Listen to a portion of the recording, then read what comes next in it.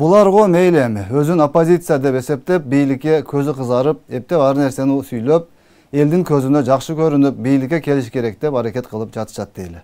Бул эми түшүнүктүү. Аны үчүн канчалаган жаштарды пайдаланып, алардын оозу менен кандай гана сөздөрдү айтышпады, кандай гана кылыктарын көрсөтүп, нелерди гана жасап көрүшпөдү жана азыр деле ошондой. Өлкөдө болуп жаткан ар кандай окуяларды, айрыкча маалымат талаасында орун алып жаткан жагдайларды карап туруп, дал ушулардай эле форматта иштеп жаткан тетирисинче бийликтеги адамдар да бар экенине ынанасын адам.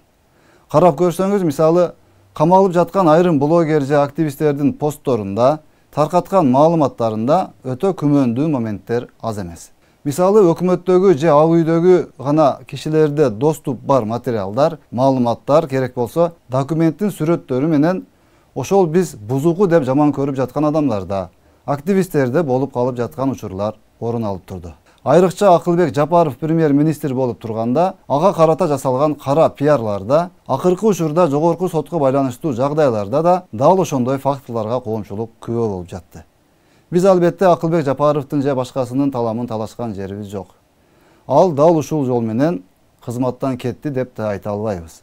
Сөз такыр башкада болгону, анализ үчүн карасаңыз, ушундай учурлар байма-бай катталып жатты. Кызыгы, аларга ошол маалыматтар кайдан келип жатты жана кимдер мунун артында турат. Эми берки майда барат кызматтагыларды айтпай эле коелу. Алар айрыкча кыздарды кадимкидей эле жалдап, акчасын төлөп, өзүнө керектүү маалыматтарды жаздырып, керектүү темаларды көтөртүп, керектүү адамдарды жамандатып, керектүүсүн мактатып эле жүрүшөт деңизчи. Кызыгы, ушул ыкманын жогорку кызматтагыларга карата дагы жасалганында болуп турат. Мисалы, премьер-министрди кимдер жамандатып, өкмөттөгү же ошол ак үйдөгү чоң кызмат адамдарынын гана колу жеткен документ же маалыматтар менен тийиштүү активисттерди камсыз кылышы мүмкүн. Албетте анын ордуна өзү премьер-министр болуп келүүнү көздөгөн же бирөөнү аны ордуна алып келүүнү көздөгөн адамдар гана андай кадамга барат да. Маалыматтардын ичтен сыртка чыгып жатышы албетте кооптуу жана аны жасаган адамдар кресло үчүн мамлекеттин репутациясында, туруктуулукту да уруп ойногондор экени көрүнүп турган жокпу.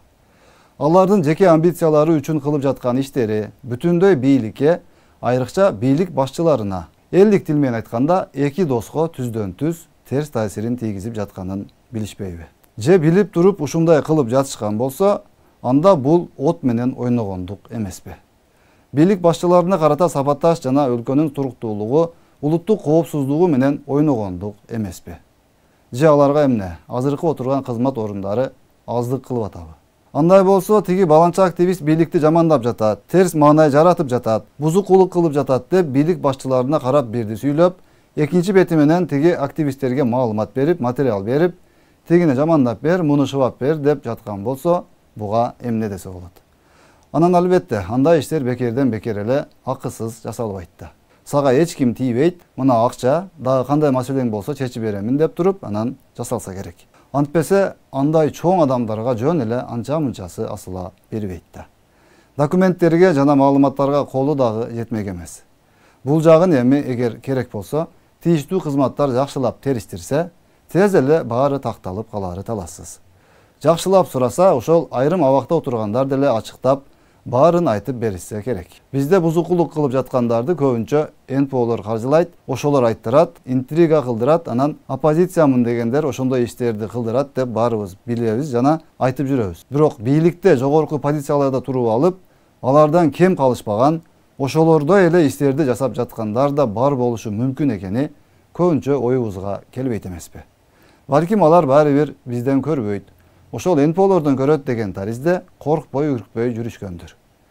Буюрса жакшылап байкасак, алардын дагы кимдер экенин бат эле билип, тактап, өлкө жетекчилиги тийиштүү катаал чараларды көрөт деп ишенебиз. Эмнеси болсо дагы, учурдагы өлкө башчыларына ар бирибиз, айрыкча ошол бийликте отуруп алып, отурган жерине ыраазы боло албай, дагы да болсо жогору чыгайын, бир гана мен болушум керек, менден башка эч ким болбошу керек деп уктай албай жаткандар дагы өпкөсүн бир аз басып алып, колдон келген жардамын беришсе жакшы болмок деген гана тилек.